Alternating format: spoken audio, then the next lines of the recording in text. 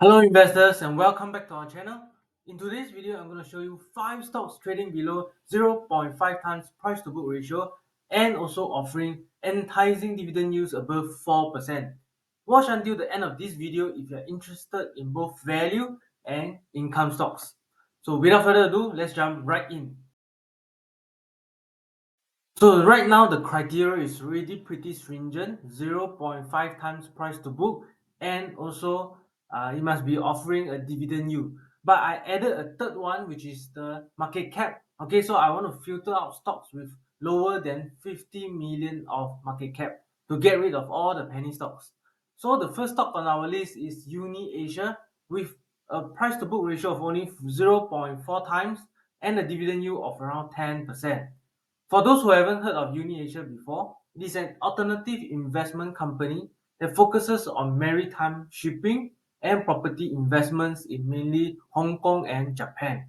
The business model is more geared towards acquiring assets at competitive prices, then derive recurring revenue from the services such as ship chartering and rental income. In addition, UniAsia also recycle their capital from time to time, and meaning they will sell off their ships and properties and then reinvest back the capital to build new ones. For example, in this picture, the firm sold off this oldest ship in their portfolio, and all the proceeds were added back to the group's cash balance. The mortgage is already fully paid off. Okay, so for the dividend trend, we can see how it has rewarded shareholders with a special dividend in both FY 2021 and FY 2022, when the ship chartering rates were at all-time high during this supply chain disruption due to COVID-19.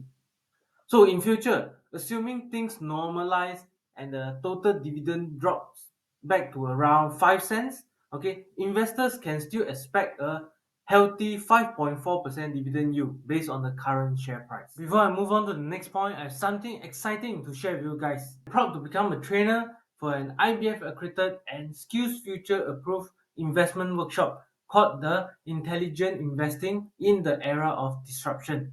Some of the things taught in the workshop include how to use AI to analyze stocks, how to pick the right companies using real-life case studies, and also how to build a winning portfolio for the long run. If you're interested to find out more, you can click on the link down below.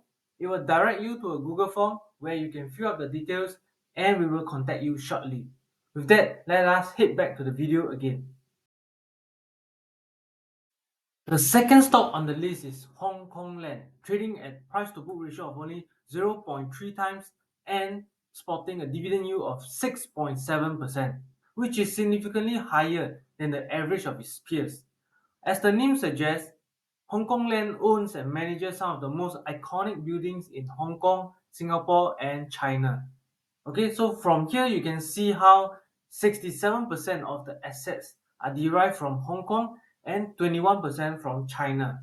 Hence, you can roughly guess why the share price has declined quite significantly in the past years as the China is having a lockdown and the property sector is also taking a very big hit. On the other hand, you can also see how 82% of the assets are from the investment property segment. So this ensures that because they invest in all these properties, they will continue to churn out regular rental income for Hong Kong Land. And in return, the firm is able to continue offering handsome dividends in the past decade.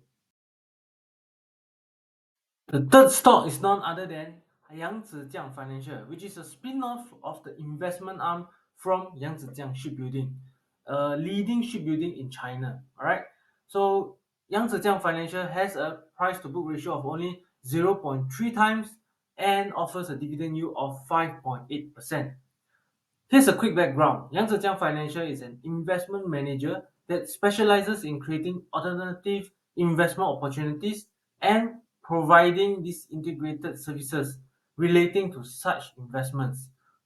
From the picture above, you can see how the firm generates investment returns and multiple sources of income from the management of funds and provision of microfinancing loans, mainly in China and Singapore. Now, I understand many people are concerned of this stock because the CEO, Mr. To Yao Heng, right, quit not long ago, and the executive chairman, Mr. Ren Yuanling, right, is taking back the helm as the CEO. So that said, during an interview with the Age on 24 November, Ren and To quashed the rumors circulating in the market, saying that To's resignation was made to facilitate his return back to ICH Group, a company he co-owns with his younger brother. The primary motive behind this move is to proactively eliminate any potential conflict of interest. Okay, given that both entities may pursue similar deals across the region. But on the other hand, in fact, both of them are looking to collaborate with each other instead through the separate entities. One potential way involves how Toll will resume his IPO advisory activities and bringing in China companies to list in Singapore. And when such deal happen, Yangguang Financial can act as a cornerstone investor or lend support in other ways. On top of that, Mr. Ren, right, reaffirmed the company's policy of paying out 40% of earnings as dividends, and he will continue to buy the share price, buy the stocks, as long as it is trading below 0.5 times price to book. So does that mean that there's a 66% potential upside from 0.3 times to 0.5 times price to book, as supported by the active share buybacks? You do the math. The fourth stock is Keppel Pacific Oat REIT, short form as CORE, right? CORE REIT, where the share price has declined over 70% in the past 2 years due to the US office being hammered by the high interest rates environment. That being said, there is a sharp rebound in November as analysts are expecting that the interest rate is already at its highest and will slowly come down next year, 2024. From what we can see, Core REIT has a presence in many key growth markets, and these markets have these characteristics such as low or no taxes, better cost of living, and also considered as magnet cities. So personally, I take it as that these places are where the people want to migrate to, as the CBD areas like New York has become too expensive to live in. Okay, so the REIT's price to book ratio currently stands at only 0.3 times price to book, a far cry from when it is trading at 1 times price to book in December 2021. If you imagine it rebounds back to a mid level of 0.6 times price to book, that's already a 100% gain already.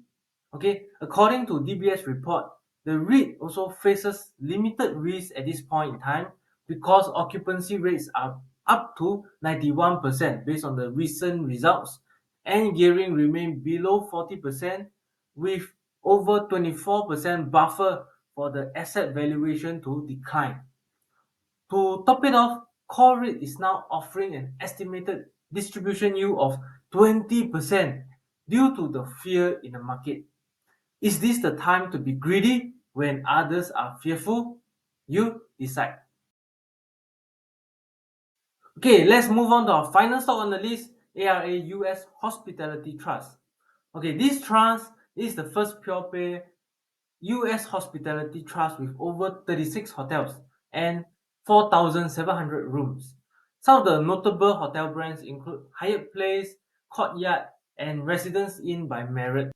Right now, the trust last changed hands at 0.4 times price to book, and if we were to take last year's total distributions of around 3 US cents, that would translate into an estimated 10.9% distribution yield. The recent third quarter results that came in are also pretty good, with a broad-based growth across all performance indicators, be it the revenue per room or net property income. The management also sound very excited and expects that the lodging sector will remain healthy and US hotel rates will continue to increase and even surpass the pre-COVID levels, representing further upside for the trust's entire portfolio. There you have it. 5 stocks below 0.5 times price to book with dividend yields above 4%, namely Uni-asia, Yangguang Financial, Hong Kong Land, Keppel Pacific REIT, and ARA US Hospitality Trust. Okay, so what do you think of these stocks? Are they bargains or value traps? Let me know in the comments down below, and also help me to smash the like button and subscribe to my channel for more valuable insights. Next up, if you have the time, you can also watch this video where I compare the 3 local Singapore banks and share my favorite pick. With that, thanks for watching and I will see you next time. Bye!